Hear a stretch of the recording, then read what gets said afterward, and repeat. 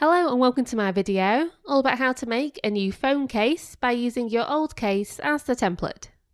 My phone case has definitely seen better days, however because I've got an old iPhone SE, there aren't many options of what to buy. So I thought, why not make my own? I really like my Harris Tweed case, so I wanted to replicate that exactly, using the old case for the templates, and as a donor for anything I can reuse, like the magnets. I'm really pleased with the end result and I really hope you enjoy this project. In order to follow along, you will need these items. I used a herringbone Harris Tweed fabric I bought off eBay for the outer cover, and for the inner cover I used some rainbow cork fabric. The choice of materials for this is up to you, and I would recommend that you don't choose something thicker than the tweed I've used, or thin enough that glue will go straight through and stain it. For the sewing thread, I used a black polyester thread. Note that you can hand sew this instead if you wish, and I think I would have done a neater job around the outside if I had, but it will take longer. With regards to the Craftex fabric that I'm going to be using inside the case, this is a sewable fabric that has the look of paper or card. However, don't worry if you can't find it, because you can always use interfacing or even cereal box card instead. Just make sure that whatever you choose can be sewn through. Okay, so the first thing you need to do is remove your phone and take apart your case. Use a seam ripper and scissors to do this, making sure to keep the pieces whole if you need to use them as templates later on. The entire outside of my phone case was not in great shape, so I decided to replace all the fabrics. I could have kept the card pieces inside, but decided not to since they were easy enough to replace. The only things I kept were the magnets and the metal D-ring.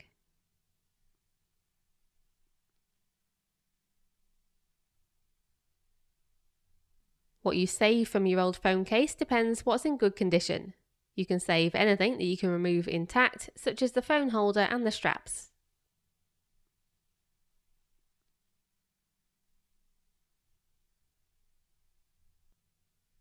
If you want to reuse the card inserts, feel free to do so, but if you want to replace them, just draw around them onto some stiff card and then cut these shapes out. These pieces need to be a bit smaller than the sections of the case. Later on, you'll be sewing around these pieces rather than through them, so they can be relatively thick card. For any cutout sections, you'll probably need to use a craft knife to remove them.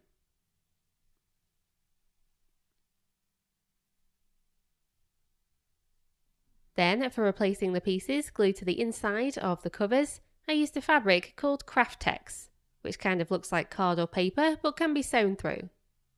If you can't find Craftex, then depending on what your sewing machine can handle, you can use some heavy interfacing or perhaps some cereal box card instead.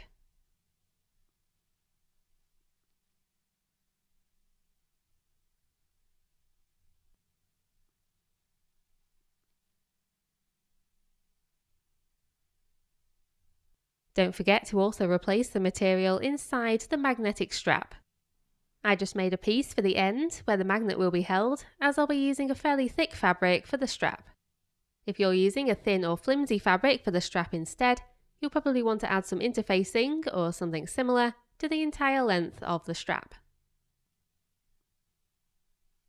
Once you have the inside pieces cut out, it's time to cut out the outer cover pieces. So place the cover onto a piece of paper, draw around it, adding about 1 centimeter to each edge for the seam allowance, and then cut out this shape to make yourself a template. Use this template to cut out the inner and outer cover pieces, making sure the corners are all square.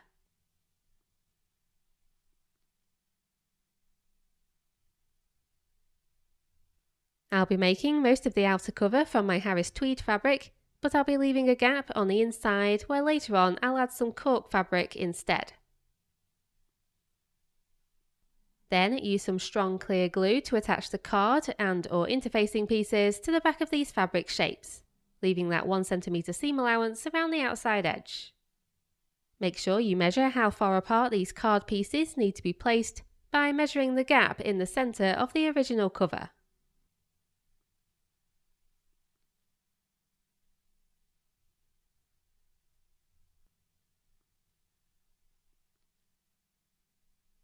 I attached the Craftex pieces first, then the magnet, followed by the card inserts. As you go along, just make sure that you keep checking the original covers and copying how they're put together.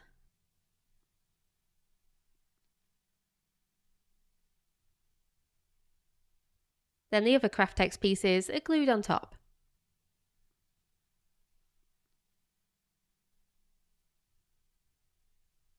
When waiting for the glue to dry, you can place something heavy on top like books.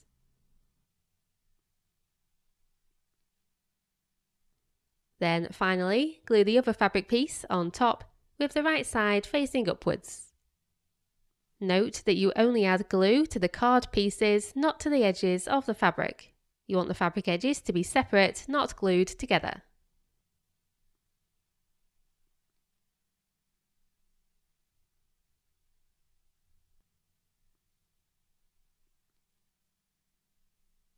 To make the straps, I again made paper templates by drawing around the original straps, and then I cut out those shapes. I then used these to cut 2 pairs of mirror image shapes out of the tweed, whilst again adding seam allowance around the outside edges. This time though, I used less seam allowance, about 1/2 centimetre.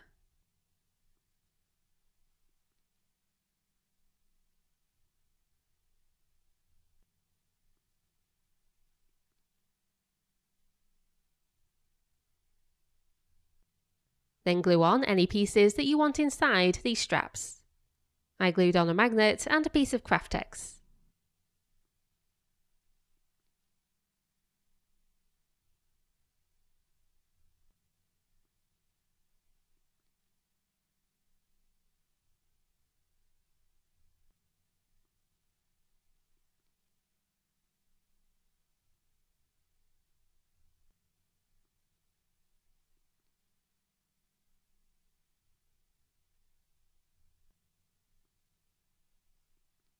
Once the glue is dry, place these fabric pairs right sides together and then sew around at least half of the edge. You should use a straight stitch for this and sew the seam allowance distance from the edge, i.e. 1/2 centimetre. Remember to backstitch at the beginning and the end. Then turn these pieces right side out, fold the unsewn fabric edges inwards, and then this time sew all of the way around each strap. Again, use a straight stitch to do this. And you should end up with something a bit like this. And now we're going to sew all around the edges of the fabric cover, attaching the straps as we go. Because sewing pins don't hold the edges of tweed together very well, I kind of just freestyled the sewing. But in hindsight, I'm not quite sure why I didn't use sewing clips instead. So that's what I recommend. If you can't use sewing pins with your fabric, use clips. You need to fold the seam allowance width of fabric, which in this case is 1 centimetre, inside the cover, and do this along every edge. Then sew these edges together with a straight stitch. Once that's done, I advise going around the outside again, but this time with a zigzag stitch. This stitch just helps to stop the fabric fraying so much at the edges, and also helps to flatten the fabric folds, which is particularly helpful for thicker fabrics.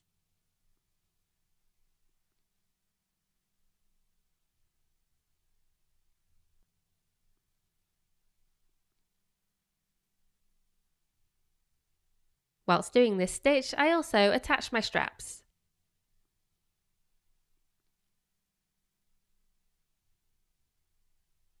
I realised that the thin tweed strap was far too chunky to go through my sewing machine, so I switched that out for a strip of cork fabric instead. I just put the D-ring on from the original cover and then sewed it at the top with a close together zigzag stitch.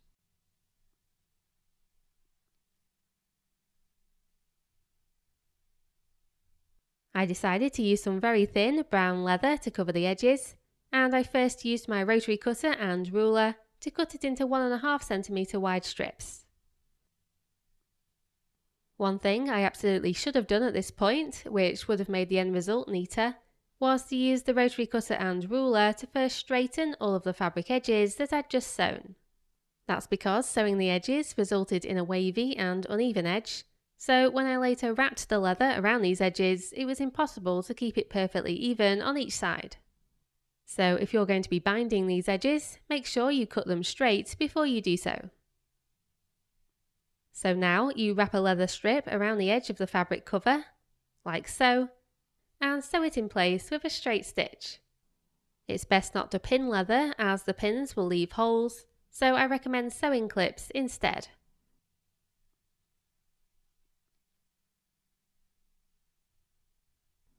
Try and curve the leather as best as you can at the corners, and when you've nearly reached the end of one strip, just start sewing the next one with a slight overlap.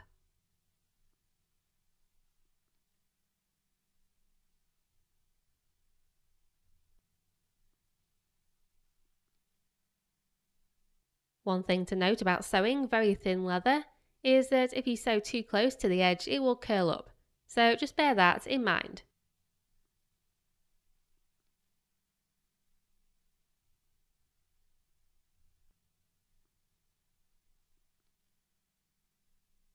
And then your cover should look something like this.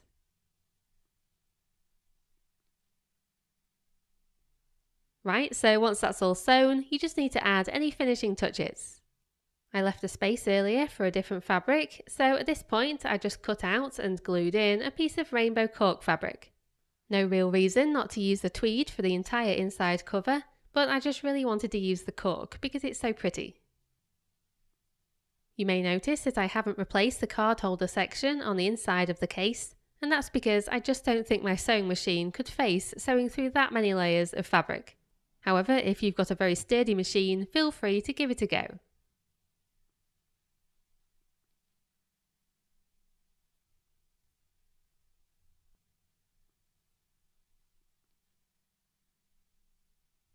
In order to cut out the small hole for the phone camera, I just used some scissors.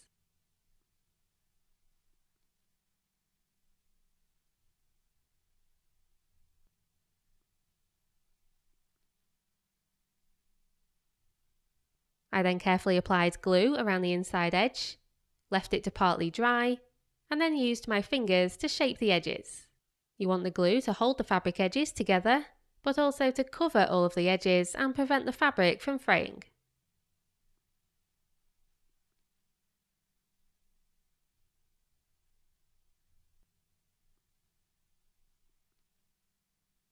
Then glue the phone holder in place, making sure the case still closes as it should.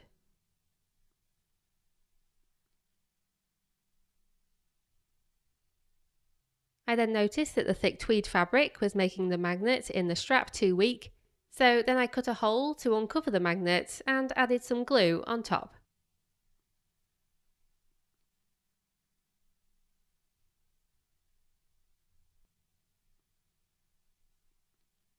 And as a final step, I sewed either side of the label I received with the Harris Tweed fabric, just to make it look like it's been sewn in place, and then I glued it to the front of the case.